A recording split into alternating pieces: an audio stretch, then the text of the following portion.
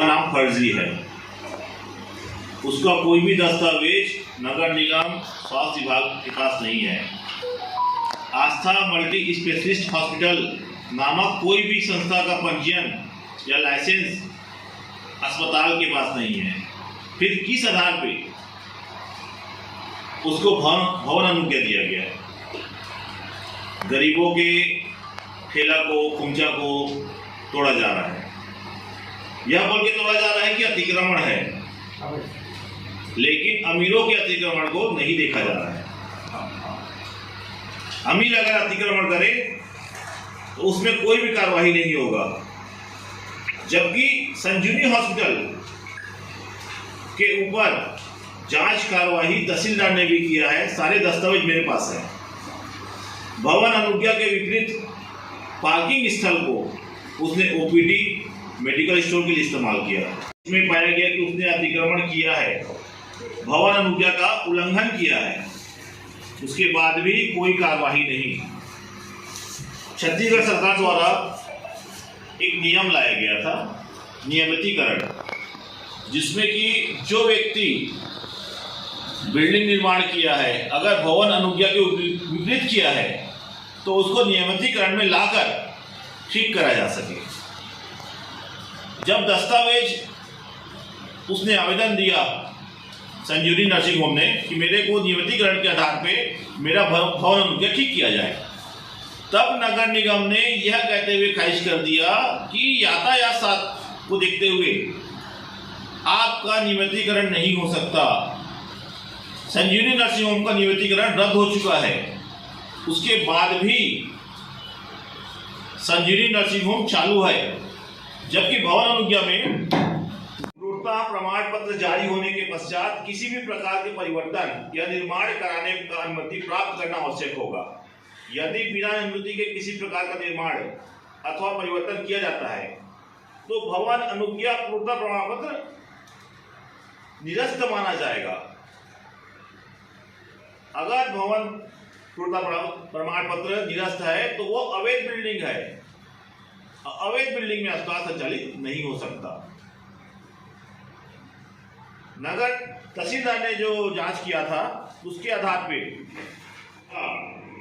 55 feet लंबा कुल मिला के बेजा कब्जा है, जिसमें उसने प्राइवेट ट्रांसफार्मर लगाया है, पार्किंग के लिए टाइल्स लगाया है, वहां पे एक सरकारी नाला। आप सही बोल रहे हो भैया कि मैंने टारगेट इसका क्यों लिया। बाकी लोगों के ऊपर जांच नहीं हुआ है, बाकी लोगों के ऊपर ये साबित नहीं हुआ है कि उसने बेजा कब्जा किया है। मेरे पास एथेंटिक सबूत है कि संजीवनी ने बेजा कब्जा किया है। तहसीलदार का जांच आदेश, पटवारी प्रतिवेदन, आरआई प्रतिवेदन, नजरी नक्शा, नजरी सीमांकन रिपोर्ट में मेरे पास मौजूद है। इसको हम झूठा नहीं सकते। बाकी लोगों की हम बात करेंगे, बाकी लोगों में बहुत लोगों ने बेजा कब्जा किया है, लेकिन उनका कोई जांच नहीं हुआ, वो साबित नहीं हो पाया कि उसने बेजा कब्जा किया है। लेकिन मैं यहां साबित है और प्रशासन ने साबित किया है कि बेजा कब्जा है।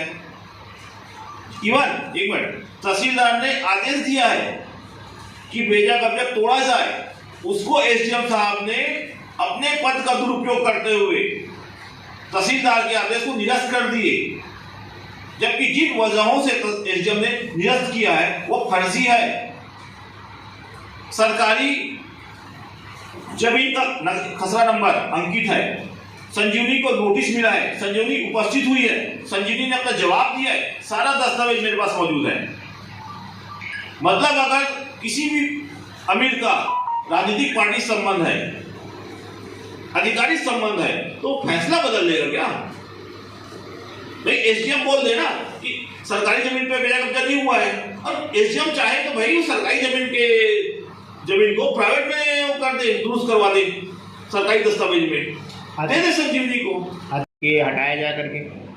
2021 को मैंने आवेदन दिया था, पहला आवेदन। उसके बाद तहसीलदार साहब बोले कि इसमें एसडीएम ने खारिज कर दिया है तो तुमको दोबारा आवेदन देना पड़ेगा।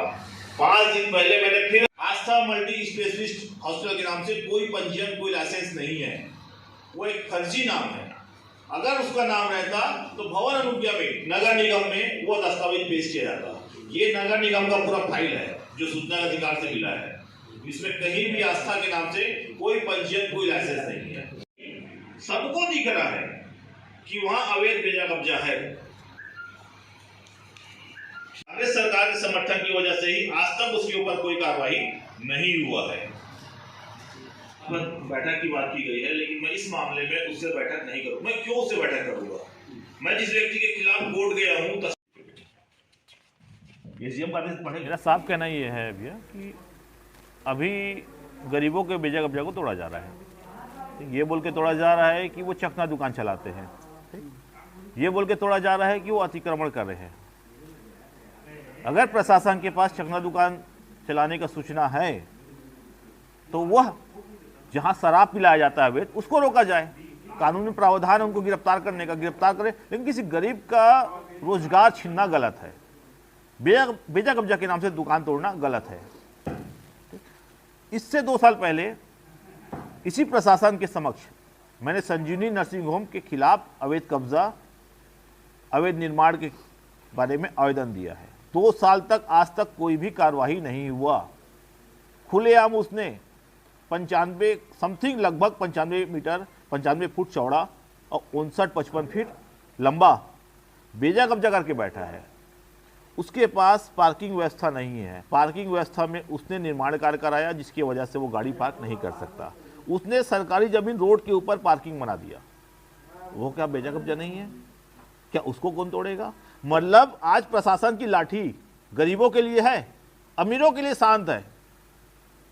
मतलब अमीर के पास पैसा जेक जुगाड़ है कि एक फोन में वो कुछ भी कर सकता है। नगर निगम प्रशासन आज तक कोई कार्रवाई नहीं की। तहसीलदार साहब ने, पिछले जो गुप्ता साहब ने आदेश दिया था कि इसका बेजा कब्जा को तोड़ा जाए, ये अवैध है।